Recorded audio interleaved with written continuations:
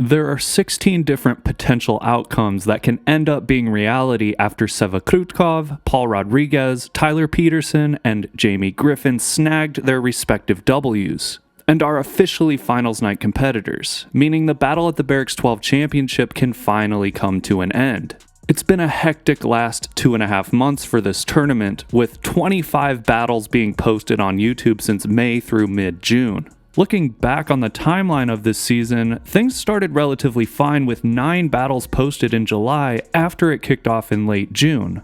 But every month from July through January, battles dwindled down and stagnated to only 2 per month. And in February, there wasn't even a single battle posted. In hindsight, the near flatlining status of the tournament in November might have been the point when I lost interest in how this season would end up.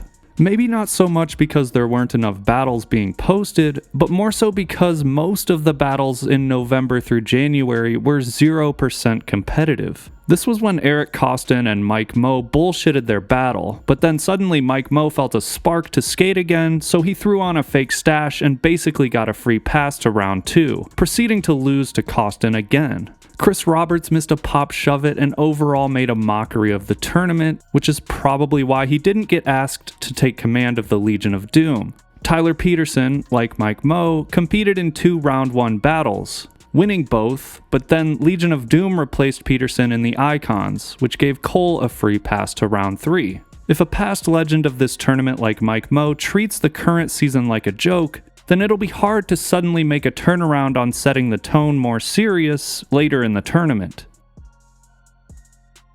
As expected, Jamie Griffin made short work of Vinnie Banh in their 3rd round match of Season 12, with Griffin ending Banh on a 5 shove in 26 turns, which is tied for 4th as the shortest of 54 matches so far in this bracket. If you only include matches that are in at least the 3rd round up to the championship, this matchup between Jamie and Vinnie is tied for 4th shortest ever across all seasons. Corey Kennedy's Nollie front 3 double kickflip in Season 2 round 3 also ended with a miss by Peter Raimondetta on the 26th turn. Seva's hard flip front revert against Shane O'Neill in the Season 8 championship concluded that match on turn 25, making it the shortest championship so far. Season 8 has another 25-turn battle late in the tournament, when Cody Cepeda gave Tom Asta letter E on a switch frontside bigger spin in the 3rd place battle. Kinosuke's defensive nollie tray flip miss against Nick Holt in Season 12 round 3 on turn 24 is the 2nd shortest of all battles that were in or after round 3. Then of course we have the ultra short Season 6 3rd place battle between Shane O'Neill and Mike Moe, ending on the switch big double flip on turn 15, which remains tied as the shortest match ever with Chris Chan and Bastian Salabanzi in Season 8 round 1. The double heel flip was the hardest single trick of the game with a 43.48% consistency rate. Vinnie Banh is now the 11th skater in Battle at the Barracks to miss a defensive kickflip, which, apart from 48 unique 100% successful tricks that have never been missed on defense, the kickflip is the easiest trick to defend that doesn't have a squeaky clean record. With a 96.28% defensive consistency, made up of 285 successful makes on D. 73% of the 11 skaters who've missed a kickflip on defense would end up losing the battle, with only Chris Chan, Cody Cepeda, and Moose going on to win their respective matches after bailing on a defensive kicky. Dashawn and Luan's match took place remotely, with Oliveira skating in his private wooden Porto Alegre-based Matriz skate spot park, while Jordan and Sewa watched the Brazilian on a TV inside the familiar LA-based Barracks Park. While an in-person face-to-face battle is always the preferred method of a game of skate, the decision to make this battle remote was more or less a fair way of remaining objective in determining the winner, although Luan might have had a slight advantage by skating at his own private park. A little more clarity about Aurelian's situation was shared by the Barracks in the comments section, stating Giroux ultimately wouldn't be able to appear at finals night in the flesh when asked why Luan could do a FaceTime but the Frenchman couldn't. It's been previously discovered that Luan is a major source of viewership in Battle at the Barracks YouTube videos over the years, so there's arguably a financial motive to make sure Oliveira's path to the championship stays alive, even if it means he has to play remotely. The actual battle wound up being the 12th most difficult of the season so far, with the average difficulty of tricks required to win being just under 75%, which is about 3% harder than the season 12 average, and a little over 1.5% harder than the average battle across every season. The hardest trick in the battle was Luan's switch 3 shove death blow, which is only landed 41.67% of the time it's attempted. The hardest trick that both Luan and Dashawn rolled away from was the 59.09% fakie hard flip. And the easiest trick that delivered a letter was Jordan's letter K on the 77% consistent switch front 3. Due to the difficult nature of the switch 3 shove, which Luan missed twice before landing it to end the battle, Oliveira's 2 turnovers occurred after Dashawn had accumulated letters S, K, A, and T. Dashawn's ability to survive 36 turns after letter T until the death blow is a testament to his own flat ground chops, ranking him in the 95th percentile all time amongst letter E avoiders after getting letter T, which includes staged Legion battles, third place battles, and uncompetitive battles. Luan's win makes him the most dangerous skater on paper, with his 1500 plus ELO score putting him against the tournament's second most dangerous competitor left in Season 12, Sewa Kroetkov. Before Tyler and Nick's Round 4 battle was released, ELO has been just under 72% accurate in predicting winners of the 39 Season 12 battles that have taken place with at least one veteran competing, strictly using average trick consistency, match length, and margins of victory as the 3 main variables in calculating scores. That 30% margin of error is probably a mix of tweaks that are needed with the existing ELO parameters, as well as intangible factors like a competitor's emotional investment in the outcome of a battle. Sometimes it's more visibly obvious when a skater cares or doesn't care about whether they win a game of skate. Okay, I'm ready to lose so I can stop playing this game. But numerically speaking, that's a virtually unmeasurable characteristic, not unlike the it factor that separates the greats from the herd. A good recent example of giving a shit about the outcome of a sacred game of skate is Tyler Peterson's performance against Nick Holt in Round 4. Nick's tournament resume before battling Tyler was comparably more impressive, with wins in Season 7 against 2 former champs, one of whom was fresh off their second straight title. It's been mentioned before, but Holt's upset over PJ to this day remains the most statistically unlikely outcome of any battle, with the Major Crew alum only having a 6% chance to win according to the most updated ELO figures. Thanks to Nick's Season 7 performance and undefeated status in Season 12, his expected probability of beating Tyler was 69%, and Peterson's failed fakie flip on the third turn of the battle quickly made ELO look psychic, especially when the nollie heel flip letter was inflicted on turn 11, which was the match's easiest trick that resulted in a letter at nearly 90% consistent. Getting letter K that quickly puts Peterson in the bottom 38th percentile of all skaters in all seasons to miss twice on defense, and only 4 skaters this late in the tournament have done it quicker, with Sewa getting K in the finals of Season 10 on turn 11 before going on to beat Shane. Tori got letter K on turn 8 in the Season 3 third place battle before losing to PJ Ladd. Third place, PJ Ladd. Let's hear it. What?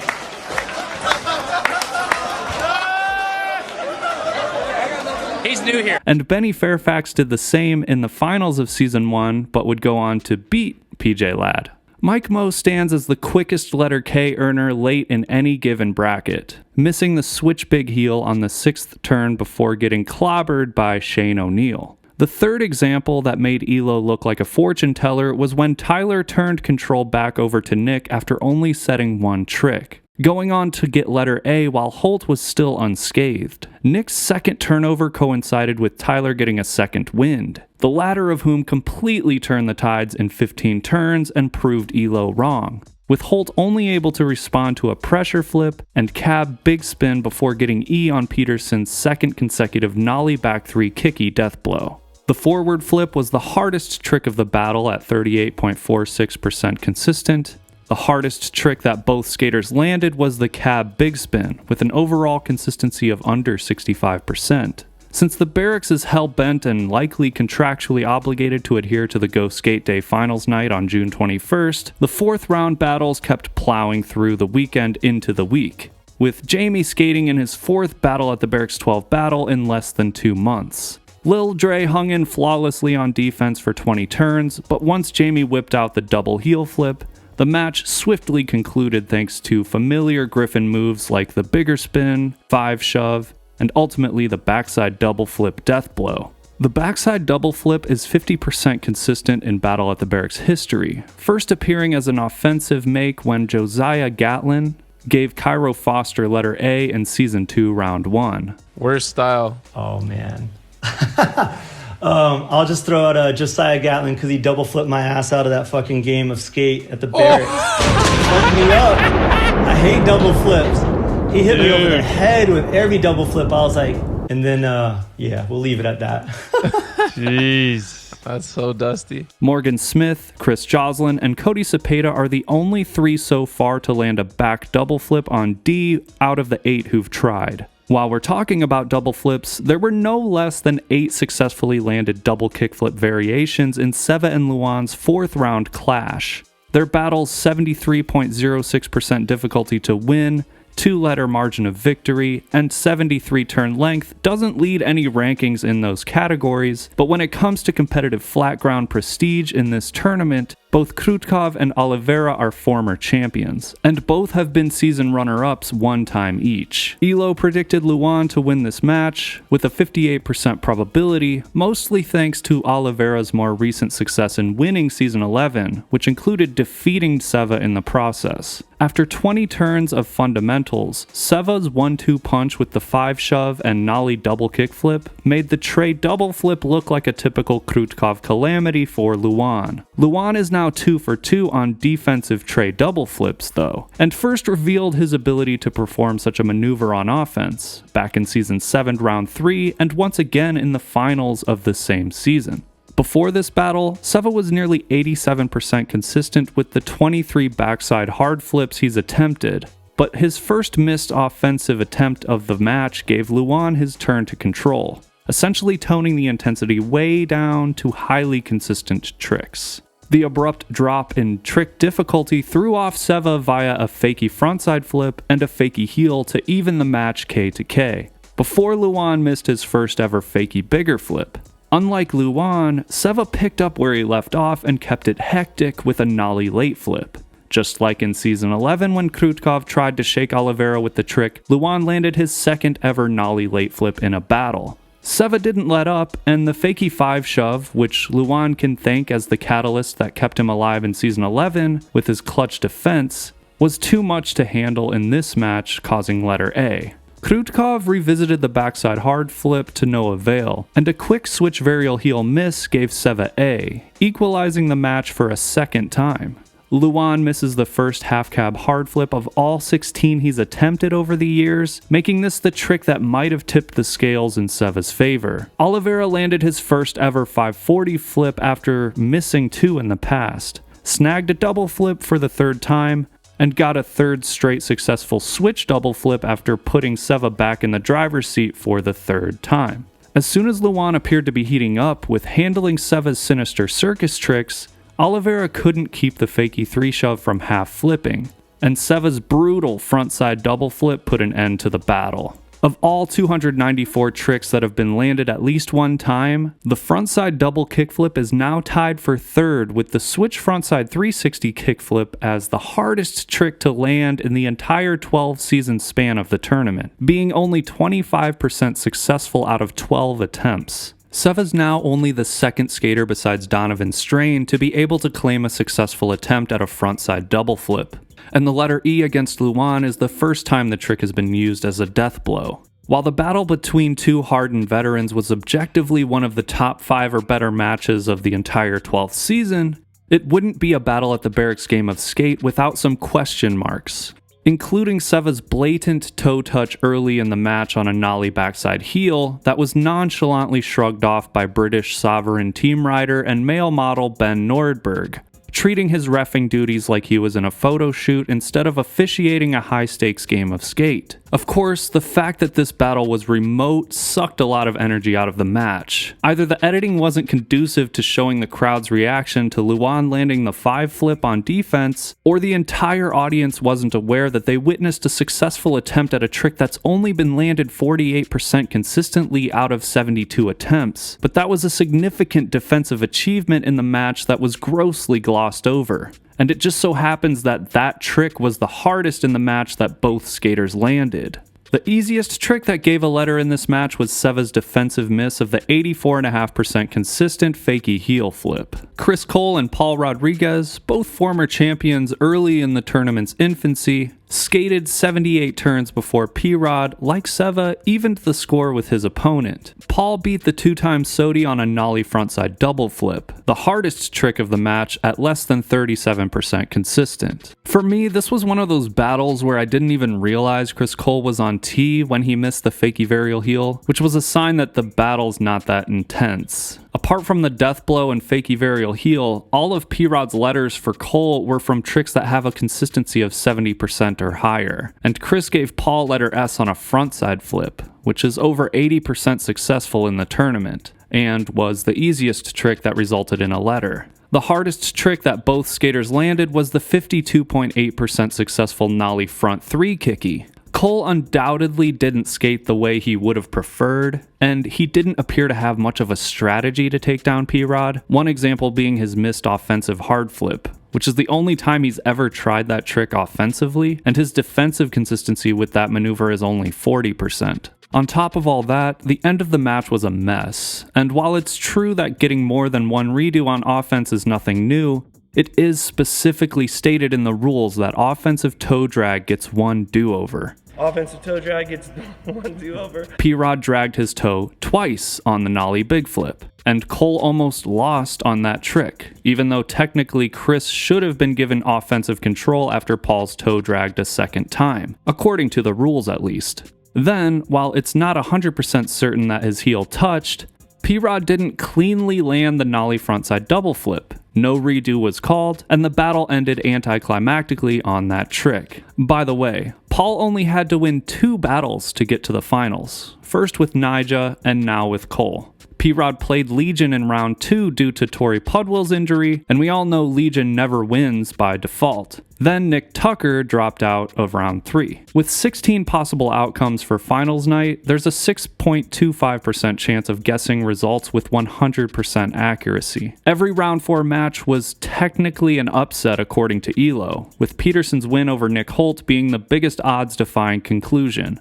The other 3 round 4 games were close matchups pre-battle, each predicting the winner within a 58% chance or less. Sewa versus Tyler on paper is Kroetkov's match to lose, and he's back to having a historically high 1500 plus ELO after beating Luan. Peterson's got a chip on his shoulder and Bera's blessing, so Tyler's aforementioned intangible it factor could cause problems for Sewa. Seva's consistency and tournament experience make me think he'll be skating in the championship battle. P-Rod and Jamie will be interesting, not only because the numbers predict a 51% to 49% chance of either skater winning in Paul's favor, but also because this is slightly reminiscent of Johnny Geiger's Season 7 battle. Jamie's proven he can focus and plow through formidable opponents, but the live nature and pressure of finals night is a far cry from the comfort zone of Griffin's Irish shack. And P-Rod's been familiar with the spotlight for over a decade. Personally, Jamie's my hope to make it to the championship,